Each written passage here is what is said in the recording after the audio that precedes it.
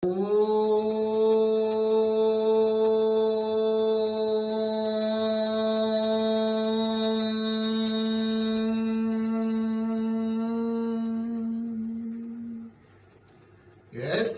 భూమిః ప్రమాంతరిక్షముతోధరం దివం యశ్చక్రే మూర్ధానం తస్మై జ్యేష్ఠాయ బ్రహ్మణే నమః. ఎందుకంటే ఒకటి అందులో ఉన్నటువంటి ఈ 4 ఐటెంలో ఒకటి లుప్తమైంది కాబట్టి ఈ రకంగా అది లుప్తామాలంకారం అన్నటువంటిది ఉపమాలంకారంలో ఒకటి లుప్తం వస్తే అప్పుడు లుప్తామాలంకారం అన్నటువంటిది మనం చిన్నప్పుడు నేర్చుకున్నటువంటిదే సార్. ఇది కాస్తంత ఊరికే వారికి గుర్తు చేద్దామని చెప్పాను అనుకోండి. చాలా మంచిది సార్, కరెక్టే. అయితే ఈ అలంకారములు చెప్పినప్పుడు దేనితో పోల్చి చెప్తామో దాని యొక్క గుణము దాని యొక్క లక్షణం కూడా తెలిసి ఉండాలి. ఒక దానితో ఒకటి పోల్చి చెప్పేటప్పుడు ఈ పూర్ణమిటి 4 ఐటమ్స్ అందులో ఉంటే అది పూర్ణమవుతుంది, అందులో ఒకటి లోపిస్తే లుప్తం అవుతుంది. ఆ లుప్తమైన విధంగా దానికి అప్పుడు లుప్తోపమలంకారం అని వస్తుంది. అలాగనే మనం ఏదైనా ఒక దానితో పోల్చి చెప్పేటప్పుడు ఆ పోల్చుతున్నప్పుడు దాని యొక్క గుణము దాని యొక్క లక్షణం కూడా తెలిసి ఉండాలి. మనకి ఇక్కడ తెలిసి ఉంటే అప్పుడు అది మనకి దాని తలక స్వభావం అర్థం అవుతుంది. ఇక్కడ జలాన్ని ఇక్కడ మనకి ముఖ్యంగా తీసుకొచ్చారు. నిన్న కిరణ్ గారు రాలేదు ఈవేళ. కిరణ్ గారు ఏమన్నారంటే భార్యాభర్తలకి కూడా ఈ మంత్రం వర్తిస్తుంది అని అన్నారు. కరెక్టే. అక్కడ వచ్చినప్పటికీ జలంతో పోల్చుతున్నారు, కరెక్టే. ఇంకో దగ్గర సుబ్బయ్య గారు పాయింట్ రైజ్ చేశారు, తల్లిగా చెప్పడం జరిగింది కదా, ఈ తల్లి శబ్దం ఎలా వస్తుందని అన్నారు. ఇక్కడ అర్థం చేసుకోవాల్సింది జలము, ఇక్కడ తల్లి, ఇక్కడ భార్యాభర్తలు 3 పాయింట్స్ బయటకు వచ్చాయి. ఇక్కడ ఈ అలంకారికంగా చెప్పినప్పటికీ పూర్ణమలంకారం, ఇప్పుడు మీరు చెప్పిన ప్రకారంగా పూర్ణాలంకారంగా 4 విధానాలు ఉంటే పూర్ణమలంకారం అవుతుంటుంటే అందులో ఒకటి లోపించినప్పుడు ఆ లోపించిన దాన్ని లుప్తోపమాలంకారం అని చెప్తుంటుంటే ఈ రెండింటికి మనం అర్థం చేసుకోవాల్సింది దేనితో పోల్చుతున్నామో ఆ దాని యొక్క అలంకారికంగా చెప్పబడినటువంటి దానిని, ఆ పదార్థాన్ని, దాని యొక్క గుణము దాని యొక్క లక్షణం కూడా తెలియాలి. తెలిస్తే అప్పుడు దానికి అర్థం కరెక్ట్గా వస్తుంది. లేని పక్షంలో సంశయాత్మకంగా వెళ్ళిపోతాం. ఇప్పుడు జలం ఇక్కడ ముఖ్యంగా మనం పదార్థం ఏమిటంటే జలం అన్నమాట. ఈ జలమ యొక్క గుణమేమిటి, జలం యొక్క లక్షణం ఏమిటి, ఇది తెలియాలి. జలం యొక్క గుణం తీసుకుంటే అది అన్నింటిలోనూ కూడా లయమైపోతుంటుంది. అది దాని గుణం ఏమిటంటే అన్నింటిలోనూ లయమైపోతుంది. దాని యొక్క లక్షణం ఏమిటంటే దానికి రూపం లేదు, రంగు లేదు, వాసన లేదు, రుచి లేదు. రూప, రంగు, వాసన, రుచి లేనటువంటిది, అన్నిట్లో లయమైపోయేటటువంటిది ఈ జలమై ఉన్నది. దీన్ని ఇక్కడ భాష్యకారుడు ఏం చేశాడంటే స్నానం చేసేటప్పుడు అక్కడ జలాన్ని తీసుకుని అక్కడ దానికి అర్థం ఆ విధంగా చెప్పుకుంటాడు ఋగ్వేదంలో. మళ్ళీ అదే పదాన్ని అర్థం తీసుకునేటప్పుడు ఇక్కడ తల్లిలాగా పోల్చుకుంటూ వచ్చాడు దానిని. ఎంచేత దానికంటూ ఒక స్థిరత్వంగా ఒక గుణం, ఒక లక్ష్యం లేదు దానికి. దేనితోనైనా సరే అది కలిసిపోతుంది, ఎందులోనైనా కలిసిపోతుంది. జలం తాలూకా స్వాభావిక గుణం అది. అందుచేత దానికి ఆ విధంగా స్వాభావిక గుణముతోటి తీసుకొని దాన్ని అక్కడ శారీరక శుద్ధి గురించి అక్కడ జలాన్ని తీసుకొని చూపించారు భాష్యకారుడు. అదే జలాన్ని ఇక్కడ తల్లితో పోల్చి చెప్పాడు ఒక దగ్గర.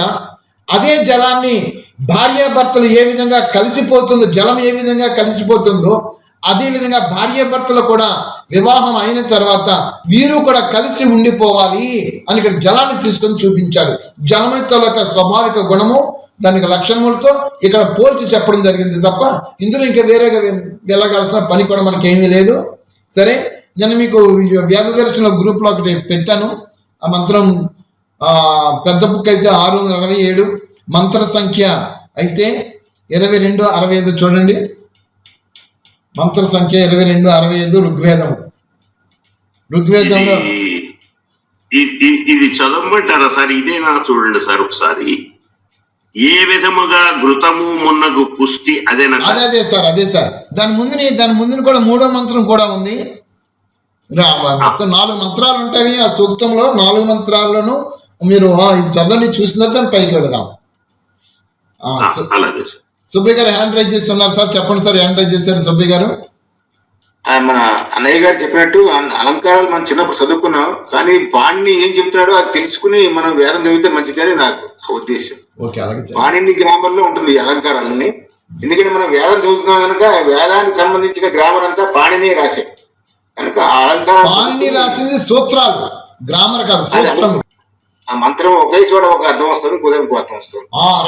అదే భాష్యకారుడు ఎలా అర్థం చేసుకోవాలి అనేది ఇప్పుడు దీని క్వశ్చన్. అర్థం చేసుకోండి. ఆయన పేరు పాణిని సూత్రములు. పాణిని సూత్రములు, పాణిని గ్రామం. ఇప్పుడు అన్నయ్య గారు చెప్తున్నట్టు అది విధానం నాకు తెలీదు, కానీ పాణిని సూత్రాలు మాత్రం ఉన్నవి. పాణిని రాశాడు సార్,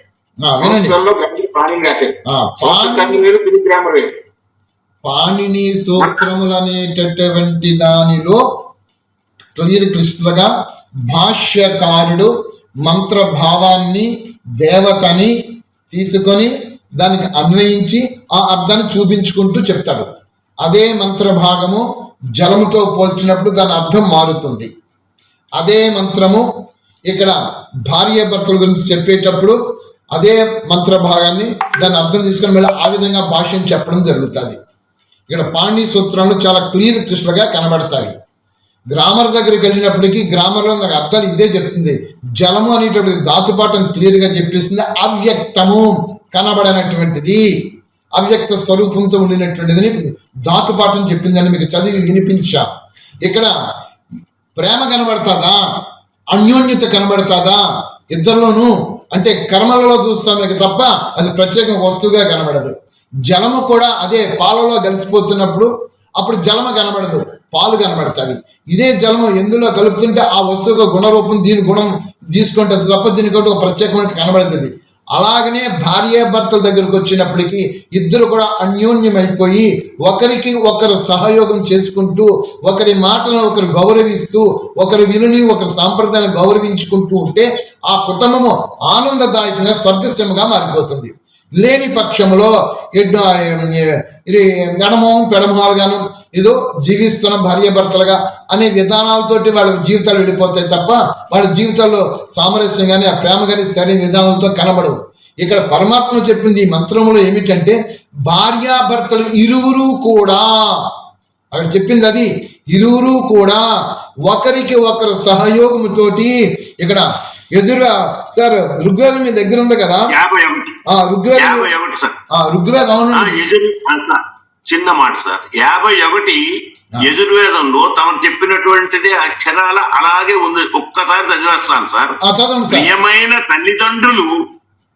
ప్రియమైన తల్లిదండ్రులు తమ సంతానమును ప్రేమతో సేవించున్నట్లు స్త్రీలు తమ తమ పతులను సేవించుట ఉచితమై ఉన్నది. ఇదే విధముగా పతులను తమ తమ భార్యలను సేవించవలేను. విపాసాతుర ప్రాణులను జలము తృప్తిపరచునట్లు, ఇక్కడ ఆ జలం అన్నటువంటిది వాడినటువంటిది ఇక్కడ సార్. విపాసాతుర ప్రాణులను జలము తృప్తిపరచునట్లు స్త్రీ పురుషులు ప్రసన్నముగా పరస్పరము ఉదార స్వభావముతో ఉండుటయే యోగ్యము అని 51వ మంత్రం యజుర్వేదంలో ఉంది. నిన్న మనం డిస్కస్ చేసుకున్నాము. దీన్ని విపులంగా చదువుకోవడం అవ్వలేదు. ఒక్కసారి మన సుబ్బయ్య గారు మళ్ళీ దాన్ని ఒకసారి చదివితే నిన్న మనం అనుకున్నాం సార్. Right sir. ఇది అర్థం చేసుకోవాల్సింది ఏంటంటే వేదం అనేటటువంటిది మూఢ విశ్వాసాలతోటి అంధ సాంప్రదాయ ఆచారాలతో ఉండదు, పూర్తి జ్ఞాన ప్రమాణంగా కనబడతాది. ఎందుచేతంటే వేదములు అపురుషేయములు. వేదాన్ని మనం అర్థం చేసుకోవడంలోనే మనకు అవన్నీ కూడా తెగమకలు పడుతూ ఉంటుంటాము. ఆ తెగమకలు పడకుండా ఉండడానికే పాణిని సూత్రములు. పాణిని గ్రామం అన్నారు. ఇప్పుడు నేను మాట కొత్తగా వింటున్నాను. ఈ పాణిని గ్రామం అనేటువంటిది నాకు కనబడలేదు. సరే నేను కనుక్కుంటాను.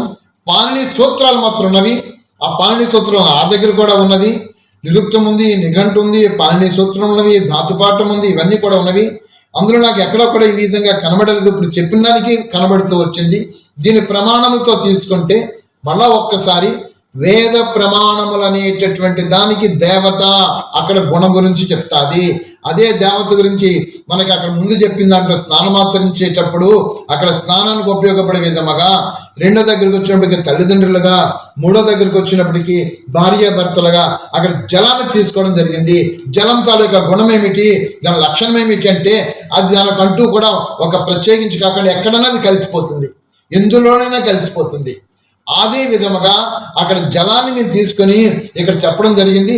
కలిసిపోవడము, ప్రేమతోటి, ఐక్యతతోటి భార్యాభర్తలు ఇరువురు కూడా ఒకరికొకరు శరీరాలు వేరైనా ఒక ఆత్మస్వరూపంగా ఒక్కటిగా అయిపోయి జీవనేతలు సాగించగలిగినప్పుడే ఆ జీవితము, ఆ కుటుంబము, ఆ భార్యాభర్త ఇద్దరు కూడా స్వర్గసీమగా ఆనందంగా వాళ్ళు జీవించగలుగుతారు. అది మెయిన్ కాన్సెప్ట్ అక్కడ మంత్రాల్లో. సరే, అయిపోయింది, మనం చెప్పుకుందాం. నెక్స్ట్ నిన్న మీకు వేద మంత్రంలో మీకు వేదదర్శన గ్రూపులో మంత్రం గురించి చెప్పాను, అది తీయండి సార్. చెప్పండి సార్, ఏదో అంటున్నారు. నేను చదవమంటాను. చదవండి సార్. సార్ భావార్థం సార్. ఏ విధముగా ఘృతము మున్నగు పుష్టి మరియు సుగంధిత పదార్థములతో హవనమునర్చి వాయువు మరియు వర్ష జలములను శుద్ధపరిచి ప్రాణులను వ్యాధుల నుండి వేరుగా ఉంచి సుఖముగా నుంచుదురో, అదే విధముగా ఉపదేశకులు అధర్మమును నిషేధపరచి ధర్మమును ఆచరించడం ద్వారా ఆత్మలను శుద్ధపరచి అవిద్యామున్నగు రాగములను తొలగించువారు కృతకృత్యులవుతుందురు. ఇది భావార్థం. సరే, అంటే ఇక్కడ కూడా ఉపమాలంకారం వచ్చింది అనుకోండి సార్. ఏ రకంగా అయితే వాళ్ళు అది హవనం వచ్చేటప్పుడు ఈ వాయువుని మళ్ళీ ఈ వర్ష అది వెళ్ళేటప్పుడు ఈ వర్ష జలాన్ని వాటిని ఎలాగైతే శుద్ధిపరుస్తూ ఉంటుందో, శుద్ధిపరిచి ప్రాణ ఈ ప్రాణులు, సకల ప్రాణులు ఎవరు అయితే వాటిని ఉపయోగించుకుంటారో ఆ ప్రాణులన్నీ వ్యాధులు రానివ్వకుండాను దాన్ని వేరు చేయడం జరుగుతుందో, అదే విధంగా ఇక్కడ ఉపదేశించే మహాత్ములు ఎవరైతే ఉన్నారో, జ్ఞానులు, ఋషీశ్వరులు, వీళ్ళందరూ ఉపదేశించే వాళ్ళు ఏంటంటే అధర్మమును ధర్మాన్నించి వేరు చేసి దాన్ని నిషేధపరిచి ఆత్మలనేమో శుద్ధి చేయడం అన్నటువంటిది, ఏ రకంగా అవిద్యని దూరం చేసి జ్ఞానాన్ని కలుగు చేయడం అన్నమాట. ఆ రకంగా చేసినటువంటి వాళ్ళు కృతకృత్యులవుతారు అన్నటువంటి అర్థం వస్తున్నట్టుగా ఉంది సార్. తమరు చెప్పండి. Okay sir. సుబ్బి గారు హ్యాండ్ చేశారని అలా ఉండిపోయింది, ఇందాక నుంచి కట్ చేసేయండి, తీసేయండి. తీసేట్లేదు, డౌట్ అడుగుతున్నా. చెప్పండి సార్. ఇవన్నీ వేదాలన్నీ అమూర్ చేయమని పరమాత్మే చెప్పాడు కనుక నలుగురు ఋషులకు ఇచ్చాడు. ఒకే మంత్రాన్ని ఇద్దరు ఋషులకు ఇచ్చినప్పుడు దాని అర్థాన్ని పరమాత్మే చెప్పాడా, వీళ్ళు కామెంటరీలో తేడా, అది మనం ఆలోచించాల్సిన విషయం. రైట్, బాగా చెప్పారు, మంచి ప్రశ్న సార్. ఒకే మంత్రాన్ని ఋగ్వేదం ఇచ్చినటువంటిది అగ్ని మహర్షికి, యజుర్వేదం ఇచ్చింది వాయు మహర్షికి. వారి ఇంటలెక్చువల్, వాళ్ళ బుద్ధి వికసితను బట్టి అక్కడ అదే భావానికి తప్పు పట్టకుండా మొదట ఏం చెప్పారో దాని ప్రమాణములకు ధీటుగా మీకు వేదమంత్రాలు అన్నీ కూడా భావార్థాలు కనబడతాయి. ఇక్కడ జలము తీసుకున్నారు ముఖ్యంగా ఎవరు, ఈ వాయు అనే మహర్షి యజుర్వేదంలో, ఋగ్వేదంలో తీసుకున్నారు. అంటే మొదటి ఋగ్వేదంలో ఉన్న మంత్రానికి, రెండవ యజుర్వేదంలో మంత్రానికి, రెండు మంత్రములకు విభేదించకుండా అక్కడ ధాతుపాఠం దగ్గరికి వెళ్ళి అక్కడ సూత్రముల ద్వారా అక్కడ ఏం చెప్పారు, జలం గురించి చెప్పినప్పుడు అదే జలము ఒక అర్థం చెప్పుకుంటూ వచ్చాడు. అదే జలము తీసుకొని ఆ జలం యొక్క గుణాన్ని తీసుకొని అక్కడ ఆయన తీసుకున్నది ఒక భావంతో తీసుకున్నాడు, ఇక్కడ ఈయన తీసుకున్నాడు ఒక భావంతో తీసుకున్నాడు. రెండు భావాలకు మూలము మళ్ళీ జలమే అయి ఉన్నది. ఇక్కడ కర్మలలోనికి వచ్చినప్పటికీ భార్యాభర్తల గురించి, తల్లిదండ్రుల గురించి ఇక్కడ ఈయన గారు విశ్లేషించి చెప్పారు. అక్కడ ఋగ్వేదంలో ఆయన గారు చెప్పింది శారీరక శుద్ధి గురించి, జలం గురించి చెప్పేసేసారు. రెండింటిలోని విభేదం అనేటువంటిది లేదు. రెండింటి యొక్క అర్థం చేసుకోవడంలోనే మనలోనే లోపం ఉన్నది. కాబట్టి ఇది ఏ విధంగా విభేదించింది కాదు. అయ్యా దాసరి గారు మీరేం చెప్తారు చెప్పండి సార్. నమస్కారం సార్, శుభోదయం. శుభోదయం. అంటే ఈ యొక్క ద్రవత్వము అంటే వస్తువు యొక్క గుణాలు మారవు సార్, స్థిరంగా ఉంటాయి గుణాలు. వాటి గుణాలు బట్టి వాటి యొక్క విశ్లేషణ, వాటి యొక్క అనుకరణ బట్టి, అంటే అవి ఏటికి ఉపయోగపడతాయనే భావం, కాన్సెప్ట్ బట్టి మనోభావంతో విశ్లేషించడం జరిగిందని అర్థమవుతుంది. అంటే ఆ యొక్క గుణాలు వాటిని ఆపాదించి, ఆ మనోభావానికి ఆపాదించి వాటి సంబంధించిన వర్ణన జరిగేటప్పుడు అలంకారంగా జరుగుతూ ఉంది అనేది మనకు అర్థమవుతుంది అని బోధపడుతుంది సార్. రైట్. అక్కడ జలం యొక్క గుణాన్ని ఆ విధంగా చూపించారు ఋగ్వేదంలోను ఆ భాష్యకారుడు. అదే జలం యొక్క గుణాన్ని ఇక్కడ ఈ విధంగా చూపించారు. అంతే తప్ప అక్కడ గుణాన్ని నేను ఒక గుణం తీసుకున్నాను చెప్పుకుంటూ వచ్చాను. ఇంకా గుణాలు చాలా మిగిలిపోయాయి కదా, అవి చెప్పాలి కదా. అవి నేను చెప్పలేదు, నా తర్వాత వచ్చిన వాళ్ళు చెప్పుకున్నారు. చెప్పనండి, దానికి దీనికి ఎలాగ విభేదిస్తాను, యాక్ట్ అలా చెప్పు, అలా కాదు, ఇది ఇలా కాదన్నా. అప్పుడు గుణం దగ్గరికి పోతే, ఆ పదార్థం దగ్గరికి వెళితే పదార్థం తాలూకా గుణాలు విశ్లేషిస్తే అందులో విశేషాలు అన్ని బయటకు వచ్చేస్తాయి. రెండింటికి చెప్పింది మళ్ళీ అదే తీసుకున్నారు. ఈ రెండింటికి విభేదించి అదలాగుంది ఇలాగని చెప్పేసి అది మనం ఆ విధంగా పాయింట్ రైజ్ చేయాలి, రిమార్క్ అక్కడ కొర్రీ వేయకూడదు. రెండింటి యొక్క లక్షణం మళ్ళీ ఒకటే చూపిస్తుంది కాబట్టి అక్కడికి వెళ్ళిపోవాలి. వాడు వెళ్ళిపోయి వాళ్ళు చూపించారు, మనం దానిని తెలుసుకొని మనం ఆ విధంగా చెప్పుకుంటూ వెళుతూ రావాలి. ఇది సార్ అందులో చెప్పబడినటువంటిది. విశ్వేశ్వరరావు గారు, ఇక్కడ మీరు చదివినటువంటి దానిది తీసుకొని చూస్తే మళ్ళీ అక్కడ రెండు కనబడతాయి. దీనికి మళ్ళీ ప్రమాణంలో ఉన్నవా? ప్రమాణంలో కనబడు, కానీ అవి భావంతో ఆ జ్ఞాన యొక్క విధానంతో అర్థం చేసుకోవాల్సి వస్తుంది. గురతము, ఇక్కడ మంత్రంలో చూడండి, గురతము పుష్టినిచ్చేటటువంటివి సుగంధ పదార్థముతో హవనమనర్చు వాయువు. ఇక్కడ హవనమనర్చాలి. దేనిని రెండు విధాలుగా వస్తుంది. ఒకటి, ఈ హవనం అనేటువంటిది ఎక్కడ హవనం అనొస్తుంది వాయువుని? ఒకటి అగ్నితత్వంతో హవనం అనొచ్చుతుంది. ఈ అగ్నితత్వంతో హవనం అనొచ్చినప్పుడు రెండు విధాలుగా విభజన జరుగుతుంది.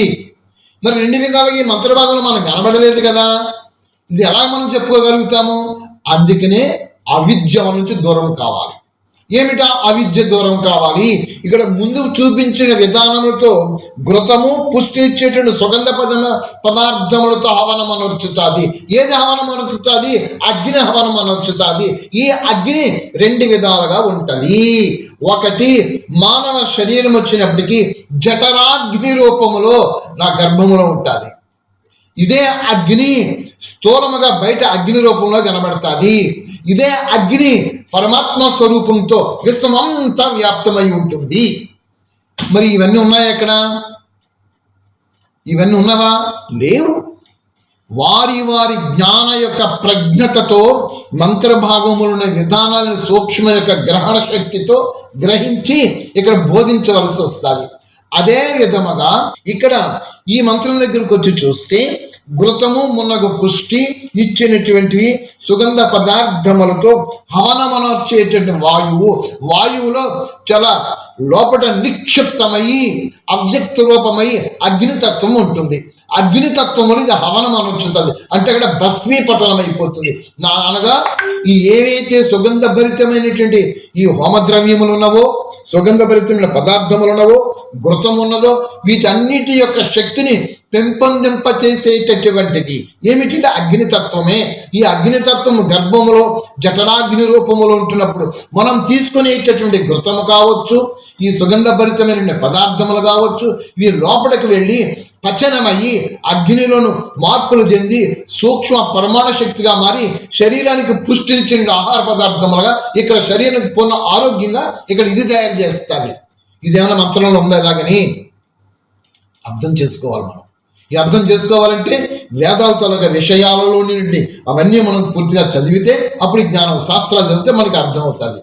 అలాగన ఇది ఇక్కడ వచ్చినప్పుడు మరి అదే బాహ్య పదార్థం దగ్గరికి వచ్చినప్పటికీ, అంటే ప్రకృతి దగ్గరికి వచ్చినప్పటికీ, ఈ ప్రకృతులను హోమం చేసేటప్పుడు ఓం అగ్నయే స్వాహ, ఓం సోమాయ స్వాహ, ఓం ప్రజాపతయే స్వాహ, ఓం ఇంద్రాయ స్వాహ అని భూరగ్నయే ప్రాణాయ స్వాహ అని నేతిని వేస్తున్నాం. అక్కడ ఈ హోమ ద్రవ్యములు వేస్తున్నాము. సుగంధభరితమైన పదార్థం అంటే వనమూలికలు, ఓషధులు వేస్తున్నాం అక్కడ అగ్నిలో. అక్కడ ఆ అగ్నిలో అవి వేయటం వలన అవన్నీ ఏమవుతాయి, ఈ స్థూల పదార్థము నుంచి కన్వర్ట్ అయిపోయి సూక్ష్మ పరమాణు శక్తిగా మారిపోయి విశ్వంలోనికి వెళ్ళిపోతాయి. ఆ విషం అనేటువంటిది ఈ దేహంలోనికి అక్కడ ఆరోగ్యాన్ని ప్రసాదిస్తాయి. మీరు తీసుకునేటటువంటి ఘృతము కావచ్చు, పుష్టినిచ్చేటువంటి ఆహార పదార్థములు కావచ్చు, ఇవి ఏమైనా సరే మీ గర్భంలోనికి వెళ్ళిన తర్వాత ఈ గర్భములో జఠరాగ్ని రూపములో ఉండినటువంటి ఈ అగ్నిలో అది పచనమైపోయి వాటి రూపాంతరం చెంది ఈ శరీరం అనే ప్రకృతి దేహానికి ఎలాగనైతే ఆరోగ్యాన్ని ప్రసాదిస్తుందో అదే అగ్నిగుండంలోనూ అక్కడ అగ్నిగుండం అనేటువంటి దేవత అవుతుంది, నోరు అవుతుంది. ఈ నోటి ద్వారా ఈ పదార్థం తీసుకుంటే ఇక్కడ దహనం అయిపోతుంది, పచనం అయిపోతుంది, ఈ శరీరానికి ఆరోగ్యం ఇస్తుంది. అక్కడ స్థూలంగా అగ్ని అనేటువంటి హోమకుండం అనే నోరు దగ్గర ఆ అగ్నిలో మీరు వేసిన పదార్థాలు ఏవైతే ఉన్నావో అవి కూడా అక్కడ భస్మం అయిపోయి ఈ శరీరం అనే ఈ ప్రకృతి అంతటికి కూడా అక్కడ దేహం అనే ప్రకృతికి అక్కడ అది ఆరోగ్యాన్ని ఇస్తుంది, అది చెప్పుతుంది. మరి ఇవన్నీ మంత్రాలు ఉన్నవా? ఉండవు. మరి ఇవన్నీ ఎలాగా? నీ యొక్క ఇంటలెక్ట్, నీ యొక్క సాహిత్యము, సద్గ్రంథ పఠన ద్వారా ఎక్కడెక్కడో చెప్పినట్టు అన్నిటి కూడా పుస్తక రూపంలోని జ్ఞానం అంతా కూడా నీ మస్తక రూపంలోని వెళ్ళిపోయినప్పుడు ఆ మంత్రభాగంతో విధానాన్ని అనుసరించి దానికి ఏదక్కడ షూటబుల్ అవుతుందో నీ యొక్క ప్రజ్ఞతోటి నువ్వు చెప్పడం జరుగుతుంది. అదే విధంగా వేదంలో ఆ విధంగా చెప్పారు, ప్రజలకి జ్ఞానోపదేశం చేసుకుంటూ వచ్చేసిస్తారు. ఇక్కడ మనం ఏమి చేయవలసింది ఏంటంటే అవన్నీ కూడా ఆకలింపు చేసుకోవాలి. అందుకే సద్గ్రంథ పఠన జరగవలను. దర్శనకారులు ఏం చెప్పారో ఆ దర్శనాలు చదవాలి, ఉపనిషత్తు ఏం చెప్పారో ఉపనిషత్తు చదవాలి, మాధ్యందన శతపథ బ్రాహ్మణములు చదవాలి, ఆరణ్యకంలో బ్రాహ్మణులు ఇవన్నీ చదివితే అప్పుడు మన యొక్క బుద్ధి వికసిస్తుంది. అవన్నీ పుస్తకాల రూపంలో ఉన్నప్పుడు ఆ పుస్తకాల రూపంలో అలాగే కనబడుతుంది జ్ఞానం. అక్కడ అలా చెప్పారు ఎందుకండి, ఇక్కడ అలా చెప్పారు ఎందుకండి, ఈ ప్రశ్నలన్నీ మానివేసేసేసి పక్కన పెట్టేసేసి ఆ ప్రశ్నలు సూక్ష్మతత్వం ఏమై ఉన్నది గ్రహించగలిగితే మనకు అర్థమవుతుంది. ఇక్కడ ఈ మంత్రంలో మీకు అందరికీ అర్థమైంది అనుకుంటున్నాను. ఏ విధముగా ఘృతము, మున్నగు పుష్టి మరియు సుగంధిత పదార్థములతో హవనమనొచ్చే వాయువు మరియు వర్ష జలములను శుద్ధపరిచి, రైట్, మీరు హోమములో వేసినటువంటి ఈ హోమ ద్రవ్యములన్నీ కూడా ఘృతము కావచ్చు, పుష్టించిన పదార్థములు. పుష్టించే పదార్థములు ఏమున్నాయంటే మన దగ్గర మీకు మంత్రం దగ్గర వినిపించా. బాదం వేయమన్నాడు, అక్రూట్స్ వేయమన్నాడు, జీడిపప్పులు వేయమన్నాడు, రకరకాల హోమ ద్రవ్యములు, ఈ వనమూలికలు, ఓషధులు, పప్పు పదార్థములు వేయమన్నాడు. ఒక దగ్గర మీకు మొన్న మధ్య చెప్పుకుంటూ వచ్చేసా. ఇలాంటి పుష్టిని, దేనికి పుష్టినివ్వాలి? ప్రకృతికి పుష్టినివ్వాలి. ఏమంటే ప్రకృతి జడ పదార్థము కదా, ప్రకృతికి అలాగా పుష్టినిస్తామండి, మళ్ళీ కొంచెం పడిపోతుంది. అంటే ప్రకృతిని ఆశ్రయించినటువంటి జీవులు, ప్రకృతిని ఆశ్రయించే జీవులు ఏమున్నవి? ప్రకృతిని విభజిస్తే మళ్ళీ 5 తత్వాలు బయటకు వస్తుంది. భూతత్వం వచ్చింది, జలతత్వం వచ్చింది, వాయుతత్వం వచ్చింది, అగ్నితత్వం వచ్చింది, శూన్యం వచ్చింది. ఈ 5 తత్వాలలో నివసిస్తూ వచ్చేటువంటి సకల జీవరాశికి ఇక్కడ పుష్టినివ్వాలి. మీరు ఎలాగ పుష్టినిస్తారండి? అదిగో యజ్ఞగుండము, హోమగుండము. ఆ హోమములో మీరు వేసినటువంటి ఘృతము కావచ్చు, పుష్టినిచ్చే పదార్థములు కావచ్చు, హవన ద్రవ్యములు కావచ్చు, ఇవన్నీ వేయటం వలన ఈ ప్రకృతి ఏమవుతుంది? పుష్టిగా తయారైపోతుంది. అంటే అర్థం ఏమిటి? అక్కడ ప్రకృతిలో జీవిస్తున్నటువంటి సకల జీవరాశి కూడా ఆనందదాయకమైన జీవితం సాగిస్తుంది. అలాగే సాగిస్తుంది అంటే మీరు హోమ ద్రవ్యములు అక్కడ వేయటం వలన ఈ హోమ ధూమ్రం ఏమైపోతుంది? శూన్యంలోనికి వెళ్ళిపోతుంది. ఘనీభవించిన వర్షమును, నీటిని వర్షింపచేస్తుంది. వర్షంలో ఎప్పుడైతే పడతావో భూమి సస్యశ్యామలంగా మారిపోతుంది. అదన్నమాట ఇక్కడ చెప్తున్నాడు మళ్ళాను. ఏమిటి? వర్షములను శుద్ధపరిచి ఆ నీటిని, అటు ఘనీభవించే నీరుని శుద్ధం చేసేస్తుంది. ఎప్పుడైతే శుద్ధం చేసిందో ఇక వర్షాలు పడిపోతుంటుంటాయి. వర్షాలు పడిపోతుంటుంటే భూమి సస్యశ్యామలంగా మారిపోతుంది. భూమి సస్యశ్యామలంగా మారినప్పుడే కదా ఈ భూమిని ఆశ్రయించిన సకల జీవరాశికి కూడా తిండి లభిస్తుంది, ఆహారం లభిస్తుంది. అప్పుడు వీళ్ళందరూ కూడా ఆనందదాయకమైన జీవితం సాగిస్తారు. అందుకే ఇక్కడ మళ్ళీ చెప్తున్నాడు ఇదన్నమాట. శుద్ధపరిచి ప్రాణులను వ్యాధుల నుండి వేరుగా నుంచి సుఖముగా ఉంచెదరు. అది ఈ ప్రాణములు అంటే, ప్రాణం అంటే శరీరం ధరించినటువంటి మనమన్నమాట. ఇక్కడ మీరు మళ్ళీ ఇందులో చాలా విశేషంగా ఈ మంత్రం కనబడుతుంది. ప్రాణులను శుద్ధపరిచి, ఈ ప్రాణులు ఎలా శుద్ధపరుస్తుందండి? ప్రాణములు జడ పదార్థము కదా, ఈ జడ పదార్థం ప్రాణులను ఎలా శుద్ధపరుస్తుంది? ప్రాణులలో ఇక్కడ మీరు గ్రహించండి, బ్యాక్టీరియా చేరిపోతుంది, సూక్ష్మ క్రిములు చేరిపోతుంది. ఈ ప్రాణం ఏమిటి? వాయువుని విభజిస్తే ప్రాణ అపాన వ్యాన ఉదాన సమాన నాగ కూర్మ కుర్కర దేవదత్త ధనంజయ దశవిధ ప్రాణులు అన్నమాట. ఈ దశవిధ ప్రాణులు వాయు రూపంలో స్వీకరిస్తున్నాం. ఆక్సిజన్ లోపలికి వెళ్ళిపోతుంది. ఈ వాయు లోపలికి వెళ్ళిన తర్వాత ఈ శరీరం అంతా కూడా విభజన చెంది ఈ శరీరాన్ని పోషిస్తుంది. ఈ ప్రాణులను శుద్ధపరుస్తుంది. ఇక్కడ ప్రాణుల్ని ఎలా శుద్ధపరుస్తామండి? ఇక్కడ మళ్ళీ రండి, ప్రాణాయామం దగ్గరికి రండి. ప్రాణాయామం దగ్గరికి వస్తే మళ్ళీ మీరు యోగ సాధనలో కూర్చోండి. యోగ సాధన కూర్చొని ఇందాక మీరు యోగ సాధన చేశారు. ఇన్హలేషన్, ఎక్సలేషన్, స్తంభ వృత్తి ప్రాణాయామము, బాహ్య స్తంభ, అంతఃస్తంభ, బాహ్యాభ్యంతర స్తంభ వృత్తి. ఈ ప్రాణాయామము చేయటం వలన ఇక్కడ ప్రాణములు శుద్ధమైపోతాయి. ఇందులో విశ్లేషంగా ప్రాణాయామము గురించి చెప్పాడు, స్థూలమైన యోగాగ్ని గురించి చెప్పాడు, యోగం అగ్నిగుండం దాని యజ్ఞం గురించి చెప్పాడు. అలాగే మనలో ఉన్నటువంటి ఈ యొక్క పచ్చనమైన ఆ గర్భములో నుండి అగ్ని జఠరాగ్ని దీని గురించి చెప్పాడు. ఇవన్నీ క్రోడీకరించి మనకు మంత్రభాగంలో దగ్గర చేసేసి సూక్ష్మంగా చెప్పేసిస్తాడు. చెప్పేటువంటి భాష్యకారుడు జ్ఞాని అయినప్పుడు ఇవన్నిటిని మళ్ళీ విశదీకరించి విడమర్చి మొత్తం అన్ని చెప్పుకుంటూ వస్తుంటుంటాడు. అలాగన్నీ చెప్పుకొని వచ్చినటువంటి మహా దివ్య పురుషులు ఎవరంటే భాష్యకారులు. ఎవరైతే భాష్యకారులు అనువాదం చేసుకుంటూ వచ్చారో ఈ అనువాదం చేసిన వాళ్ళ తాలూకా ప్రజ్ఞా పాఠముతోటి వాళ్ళ తాలూకా జ్ఞానము ద్వారా దానివల్ల మళ్ళీ బయటకు చెప్పుకుంటూ వచ్చేసారు.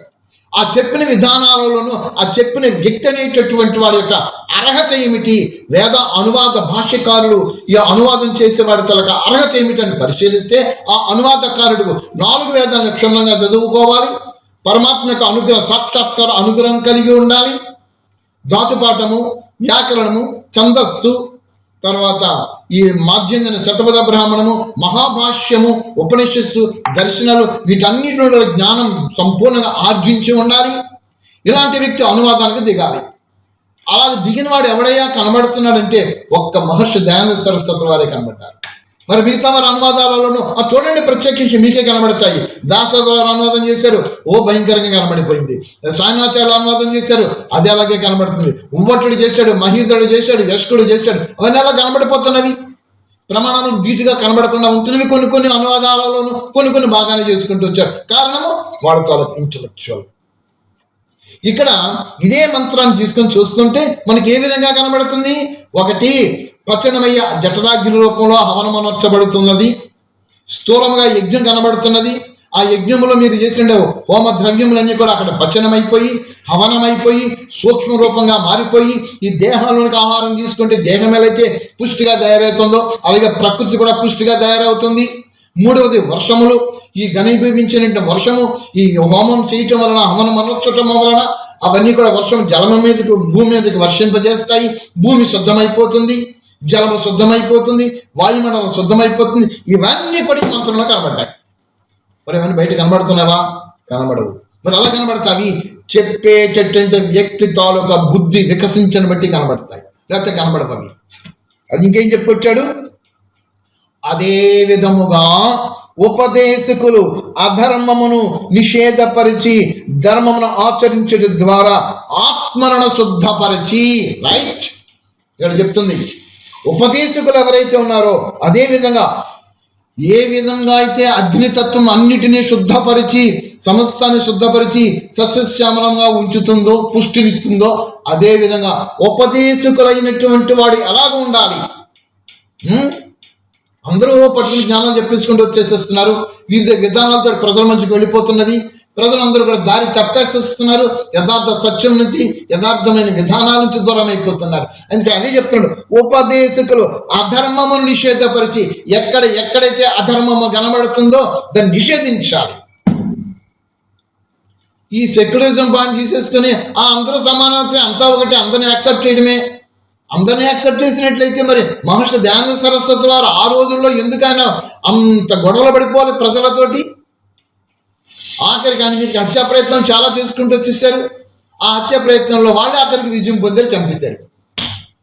ఆయన ఎందుకని గొడవలు? ఎక్కడైతే అధర్మం ఉందో అధర్మాన్ని ఖండించాడు ఆయన. ధర్మాన్ని ధర్మంగా చూపించుకుంటూ వచ్చాడు. ఇప్పుడుండే విధానాలన్నీ చూస్తే వేద పరమాలకు అన్ని విరుద్ధంగానే కనబడుతున్నాయి.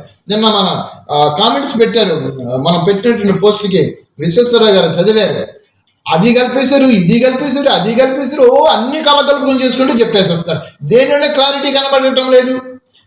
క్లారిటీ లేనటువంటి విధానాలతో ఇప్పుడు ప్రజల మధ్యకి జ్ఞానం వెళ్ళిపోయింది. వాళ్ళు వెళ్ళిపోయి ఏం చెప్తున్నారు? అంతా పరమాత్మేనండి అని వేస్తున్నారు. ఏమిటో అర్థం కాదు. అయోమయమైన గజిబిజి గందరగోళ స్థితులకు అందరూ దిగజారిపోయాం. ఇప్పుడు ఇలాంటి అన్నిటి నుంచి ఒక క్లారిటీ తోటి క్రిస్టల్గా దేనికది విభజించి విడదీసి చూపించగలిగి ఉండాలి. అలా చేశారు మహర్షి దయానంద సరస్వతుల వారు. దాన్ని మనం అనుసరిస్తూ అదే విధంగా ఖండించుకుంటూ ముందుకు పోతూ ఉండాలి. ఇక్కడ ఏమన్నాడు ఇక్కడ చూడండి ఒకసారి. అధర్మమును నిషేధపరిచి ధర్మమును ఆచరించడం ద్వారా ఆత్మలను శుద్ధపరచి. ఎందుకు ఆత్మను శుద్ధపరచాలి? నేను జన్మించాను, నాకు వేద జ్ఞానం తెలియదు, మనకేం తెలుసును? మరి తల్లిదండ్రులు చెప్పిన జ్ఞానం తెలుసు, నాకు ఇంకా ఏం తెలుసును? అలా గురువులు ఈ బాబాలు ఆ బాబాలు, ఈ ఆధ్యాత్మిక సంస్థలు, ఆ శాస్త్రాలు ఈ శాస్త్రాలు, వాళ్ళు చెప్పింది వీళ్ళు చెప్పింది చదువుకున్నాను, ఇదే సత్యం అనుకున్నాను, ఇలాగే వెళ్ళిపోతూ వచ్చాను. ఇవే నా మనసు ఏమైపోయింది? ఈ విధంగా తయారైపోయింది. నా బుద్ధి ఈ విధంగా దీని చుట్టూ పరిభ్రమిస్తూ వచ్చింది. నేను కూడా అదే విధంగా సత్యం అనుకుంటూ శిరోధార్యం చేసుకుంటూ పోతున్నాను. ఇవన్నీ కూడా కాదు. ఇవన్నీ ఖండించాలి, ఖండన మండలం జరగాలి, సత్యాన్ని బయట పెట్టాలి. ఆ సత్యాన్ని బయట పెట్టే విధానంలోనే ఆత్మను శుద్ధపరచాలి. ఈ ఆత్మను శుద్ధపరిచేటువంటి విధానం ఎవడై ఉండాలి? ఉపదేశకుడై ఉండాలి. ఉపదేశకుడు ఎలా ఉండాలను అంటే నిర్మోహమాటకుడై ఉండాలి, నిష్కపటుడై ఉండాలి. వాడు మోహానికి వశమయ్యి లంపటుడయి క్రోధి అయి ఉండకూడదు. వాడు ఈ అరిషడ్ గుణాలకి అతీతంగా ఉండాలి.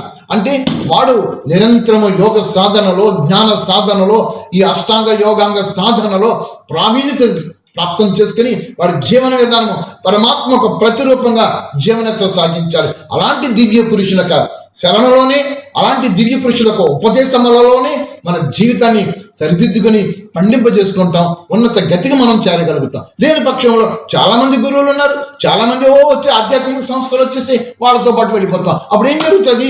మోగ సామోగ కర్మ మోగ జ్ఞానం విచేత సహా అయిపోయింది మన పని. వ్యర్థమైన జ్ఞానంతో, వ్యర్థమైన కర్మలతోటి, వ్యర్థమైనటువంటి ఈ విధానాలతోటి జీవితం ఆఖరికి వ్యర్థమైపోతుంది. అలాగే సాగిపోతాం. కాబట్టి వీటన్నిటి నుంచి బయటికి రావాలి. ఒక్కటే మార్గము, వేదమే శరణ్యము. ఒక్కటే మార్గము, అష్టాంగ యోగాంగ సాధనయే శరణ్యము. అష్టాంగ యోగాంగ సాధనల ద్వారానే మనం సరిదిద్దుకుంటాం. లేని పక్షంలో అన్ని కలగాలకుండా తీసుకెళ్ళిపోతుంటాం. ఎక్కడ కూడా దేంట్లో కూడా పర్ఫెక్షన్ రాదు మనకి. అన్నింటిలో అదే కదా అనుకుంటాం. అదే చెప్తున్నాడు ఇక్కడ ఏమని? ఆత్మను శుద్ధపరచి అవిద్య. ఇక్కడ అవిద్య అంటే అజ్ఞానం అన్నమాట. ఈ అజ్ఞానం మొన్న రోగములను తొలగించేవారు కృతకృత్యులకు చుందురు. అది అవుదా?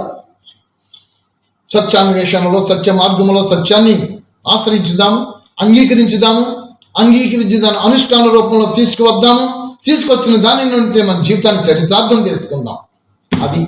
అది సార్. సరే చెప్పేస్తారా సార్?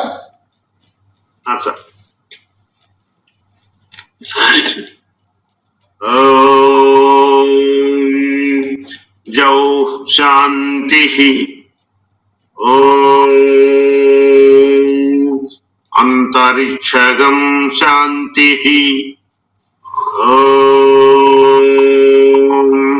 పృథివీ శాంతి. ఆపః శాంతి.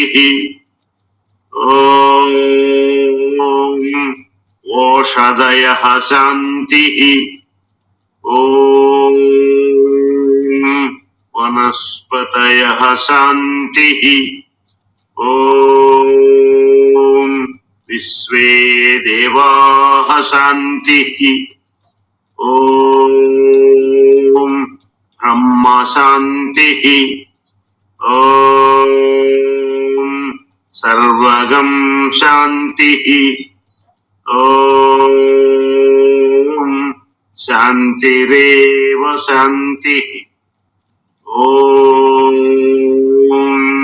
సామా శాంతిరేధి.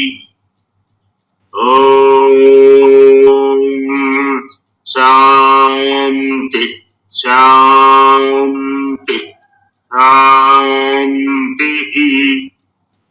ఓం నమః